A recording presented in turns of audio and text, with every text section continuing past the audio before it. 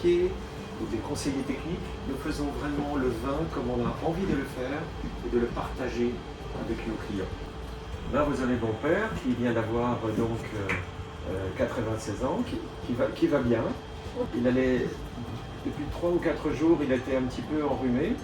Et il a bu une bouteille de carte d'or et maintenant il est en pleine forme. Et ensuite, ma fille Charline, qui est plus dans le marketing, le développement, la communication et la vente. Mais elle déguste très bien le vin et elle a aussi une formation viticole. Ici, c'est Hugo qui s'occupe des vignes et des vins, donc c'est plutôt l'homme de la technique et c'est le winemaker. Antoine, lui, c'est le travailleur physique, il n'aime pas l'école, il aime les animaux, il aime la vigne, la forêt, donc il fait par exemple tous les piquets de vigne en bois, tout ce que vous voyez ici en bois, et il laboure les vignes avec le cheval. Donc il élève les chevaux, les moutons, les poules et les bébés. Ça c'est la nouvelle photo qui a quelques jours, et ça c'est la 9e génération. Alors avec André Junior, c'est le même prénom que mon père, André Junior, il a 3 ans. Ensuite nous avons Arban, qui est le nom des cépages, qui a 6 mois, et qui est le frère et la sœur. Et ici nous avons Zéphyr, qui est le petit garçon qui a 2 semaines, et qui est le fils de Hugo. Alors Drapier est situé dans le sud de la Champagne. Donc vous avez Paris qui est ici à peu près, et donc toute cette région de craie, ici, et ici plutôt du calcaire, et Urville est ici exactement. Nous sommes dans un vignoble planté surtout de pinot noir, 80% de pinot noir. On peut dire en Champagne, il y a des régions, il y a tous les cépages un petit peu partout, mais il y a des grandes régions spécialistes. Ici, c'est plutôt pinot noir, pinot meunier, chardonnay, pinot noir. Ici, vous imaginez comme une grande assiette en porcelaine, le nord de la France, l'ouest de l'Europe, avec au milieu de l'assiette, vous avez Paris, avec Tour Eiffel, et ce grand bassin qui était recouvert de l'océan. Beaucoup de mer très très haute et qui a compressé tous les coquillages sur des millions d'années. Donc ici nous avons le sol de granit avec les Vosges qui repart en Bretagne de l'autre côté. Et ici on est à 150 millions d'années et vous avez la zone de calcaire très fin, identique à celle des grands crus de Chablis. Et Urville a la chance d'être exactement sur les grands crus de Chablis. Bien sûr, toutes ces couches étaient plates puisque c'était avec l'eau, mais il faut imaginer que les Alpes, qui sont des montagnes récentes, poussent ici, de l'Italie, poussent ce grand plateau et ont relevé cette espèce d'assiette. Et en relevant, toute l'eau qui est tombée pendant des millions d'années ont formé la Seine, l'Aube et la Marne qui ont coulé vers la Normandie. Et en transportant des milliards de tonnes de sédiments, le poids des sédiments a enfoncé l'assiette au milieu et a relevé les côtés du plateau.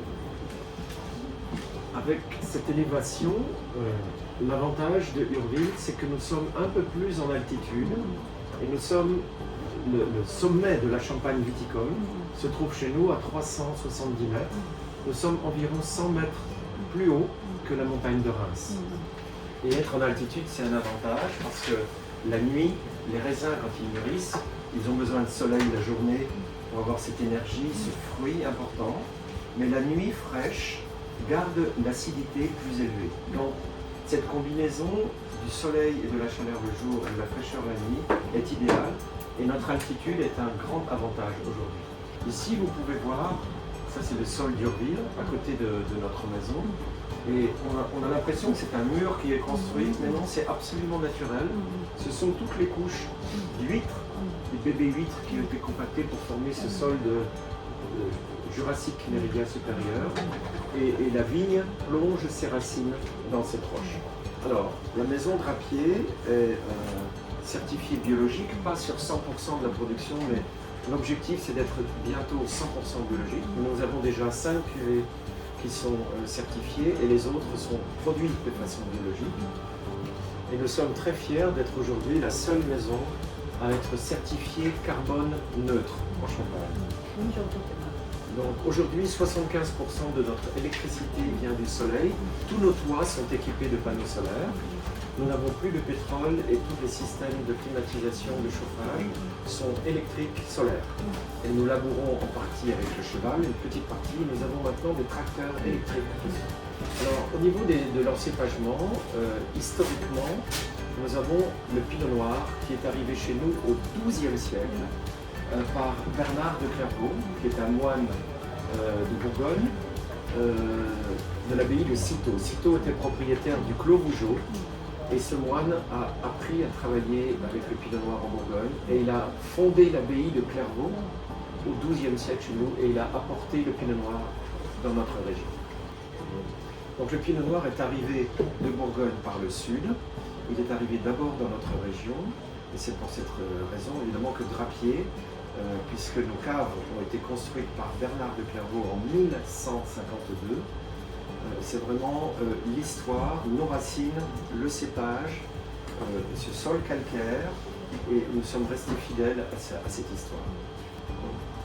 À côté de ce pinot noir qui est essentiel chez nous, qui représente environ 70% de notre vignoble, nous avons d'autres cépages qui existaient, on pense, avant le pinot noir, avec le petit mélier. Nous savons que le petit mélier, c'est le fils du pinot noir et du savagnin.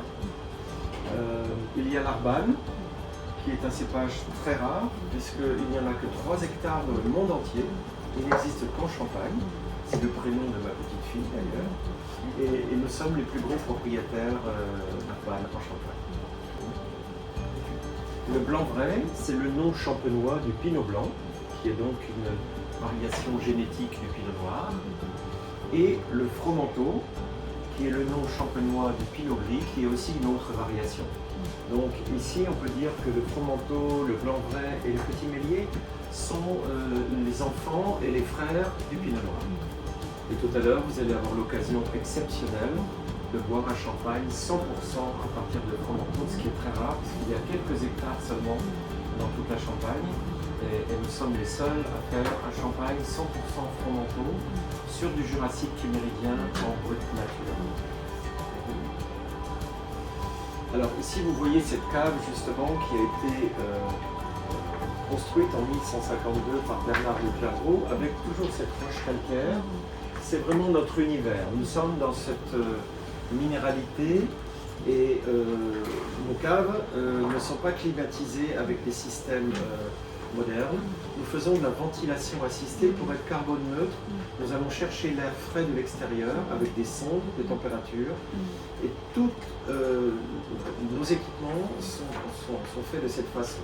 Donc c'est très moderne par le calcul des températures, mais il n'y a pas de système de climatisation qui utilise de gaz à effet de serre. Dans la cuverie, nous avons aussi des contenants anciens parce que nous aimons tout ce qui est naturel. Donc nous avons beaucoup de bois. Nous allons d'ailleurs réinvestir cet hiver dans une grande cave avec environ 30 cuves en bois. Toujours un bois, si possible, local qui vient de la Champagne, en chêne, et pour nos vins de réserve.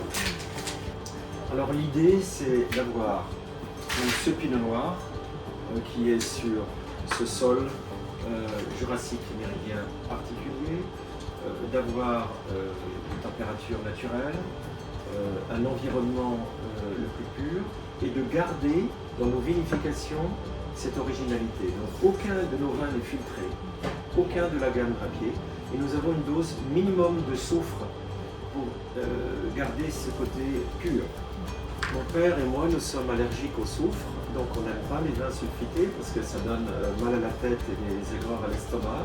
Donc on est très égoïste, on veut faire des vins que l'on peut boire en grande quantité. La réglementation internationale autorise de mettre 400 mg de sulfite par litre. Ça, c'est pour les vins sucrés, comme le sauterne, etc. Pour le champagne, on a le droit de mettre 200 mg. Mais chez Drapier, nous mettons de 0 à 40 mg, alors que la plupart des champagnes qu'on trouve sur le marché sont entre 40 et 130 mg. Donc 40 à 130, c'est tous les champagnes que l'on trouve. Et nous, chez Drapier, nous sommes entre 0 et 40. Nous sommes vraiment les plus petits utilisateurs ou les non-utilisateurs de sulfite. Le sulfite a plusieurs inconvénients. D'abord, le mal de tête, etc. Mais aussi, il assèche la langue et le palais. Et il anesthésie aussi la sensation. Donc quand on n'utilise pas de sulfite, on a une meilleure expression du vin, plus naturelle et plus puissante. Alors ça c'est donc mon fils Antoine et ma belle-fille, la maman de la petite Almane, de petit André. Alors voilà les voitures électriques. Et nous avons eu la chance d'avoir le premier prix de l'innovation à Épernay avec... c'est mon fils Hugo qui a reçu pour l'innovation et le carbone neutre. Notre objectif, c'est d'être vraiment carbone totalement neutre, nous sommes déjà, mais que notre électricité soit à 100% solaire. Et nous allons réinvestir l'année prochaine sur un nouvel cave. Et je pense que nous serons même carbone négatif, c'est-à-dire que nous allons fabriquer de l'oxygène pour la planète. Peut-être on va commencer les Brut Nature. Alors, le premier que nous dégustons, c'est le Brut Nature 100% Pinot Noir. Comme vous pouvez voir, les vins, aucun de vin n'est filtré et nous ne décolorons pas non plus. La couleur naturelle est légèrement cuivrée parce que la peau du Pinot Noir, évidemment, est de couleur rouge et transmet parfois, pas tous les ans, ça dépend des années, un petit peu de notes colorées. Et nous insistons en gardant cette couleur naturelle parce que quand on veut enlever la couleur, on utilise du charbon et cette méthode technique artificielle enlève la couleur, bien sûr. Elle fait une couleur Chanel numéro 5 très commerciale, mais ce n'est pas la vraie couleur et ça enlève de la qualité. Donc on préfère cette couleur qui est la vraie couleur du champagne. Alors l'idée de ce vin, c'est qu'on croque dans le fruit, dans le grain de raisin, on a vraiment la pulpe, on suce le caillou, cette minéralité. C'est extrêmement sec puisque c'est zéro dosage, il n'y a absolument pas de sucre ajouté, c'est d'une très grande pureté et les levures que nous utilisons sont des levures naturelles sélectionnées par Drapier.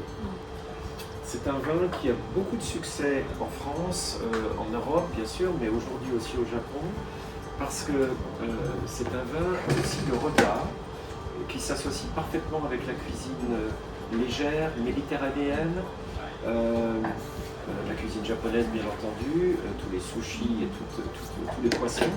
C'est pas un champagne qui convient aux cuisines riches, sucrées, grasses, comme on trouve dans le nord de l'Europe. Et c'est pour cette raison que cette nouvelle hygiène alimentaire qu'on a sur la planète s'accompagne très bien avec ce vin qui a un très très grand succès. Donc voilà, on a cette notion de pureté qui est moderne et nous sommes vraiment des spécialistes du Brut Nature. Les 3 Brut Nature, vous allez goûter 4 Brut Nature aujourd'hui. Et normalement, cette catégorie en Champagne représente 0,8% du marché. Je parle du nature, c'est-à-dire zéro dosage. Et chez Drapier, c'est plus de 30% de notre production. Pour aller encore plus loin dans l'expression de la pureté, mon idée, que j'ai commencé en 1989 quand Charline est née, c'était un nouveau bébé, il y avait une nouvelle histoire pour la planète, on voulait donner un avenir nature et propre. Donc c'est en 1989 qu'on a eu l'idée, que j'ai eu l'idée de tourner vers le bio et de faire des vins nature. Et pour aller encore plus loin, j'ai décidé de travailler sur zéro sulfite. Et ce qu'ils boivent maintenant, c'est le premier champagne qui a été fait dans toute l'histoire avec 0 sulfite. Vous voyez que la couleur est différente, mais ça c'est un hasard, parce que comme nous sommes avec des vins qui sont sauvages, quelquefois la couleur est plus cuivrée, quelquefois la couleur est plus claire. Ça c'est vraiment le hasard du millésime. Donc ici on a la pureté absolue, c'est vraiment unique dans l'histoire de la Champagne et au monde. C'est un champagne avec 100% pinot noir, jurassique méridien, sans sucre, sans sulfite. C'est la pureté absolue avec une sensation du fruit et du minéral sans filtre. Malgré le fait qu'il soit peu sulfité, on a une bonne conservation parce que l'acidité naturelle en Champagne est assez élevée. Quand on est cultivé en biologique, les sols sont aussi plus acides et le vin a plus de nervosité. Et aussi le gaz carbonique est un excellent conservateur. Donc on n'a pas de problème de vieillissement. Et comme je disais hier, on a des champagnes brut nature qui sont restés 2 ou 3 ans. Comme en Nouvelle-Calédonie, on avait goûté une bouteille qui était restée au chaud et qui était excellent après 3 ans dans un restaurant.